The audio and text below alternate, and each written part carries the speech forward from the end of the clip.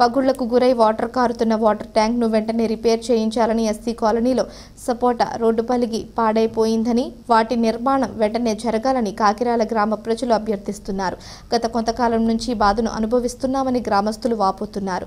కొన్ని సంవత్సరముల క్రితం దీని నిర్మాణం జరిగింది. కాలక్రమేణా ఈ వాటర్ ట్యాంక్ శిథిల వ్యవస్థకు చేరిందని గ్రామస్తులు చెబుతున్నారు. నిర్మాణం సక్రమంగా లేనందున ట్యాంకు పగుళ్లకు గురైందంటున్నారు. దీని వలన ప్రజలతో పాటు జంతువులకు కూడా నీరు సక్రమంగా అందక అనేక ఇబ్బందులు పడుతున్నామని మండల స్థాయి అధికారులు ఎంపీపీ సునీత సాయి శంకర్ దృష్టిలో పెట్టామన్నారు. వెంటనే ఎంపీపీ ఏచూరి సునీత సాయి శంకర్ స్పందించి నిధులను సమకూర్చి బోర్ పంపును వేయించారని తెలిపారు. కొంతమేరకు గ్రామస్తులు సంతోషిస్తున్నారు.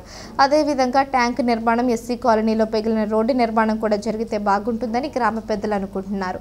పైపుల ద్వారా వచ్చిన నీరు ట్యాంకులో పడిన పగుళ్ల ద్వారా నీరు వృధా అవుతుందని బాధపడుతున్నారు.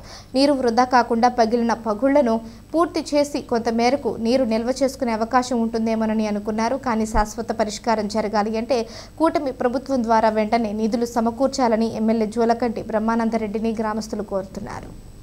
నీళ్ళు ఉంటాయంటే చూస్తే నీళ్ళు చుట్టుకుంటా వాళ్ళతో తగులు అవుతున్నాయి.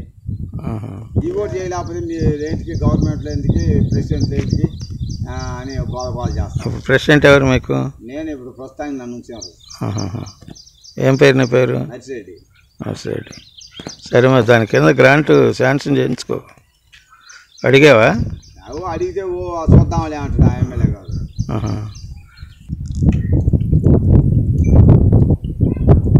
కాకపోతే అవపడుతున్నా ఉంది అసలు.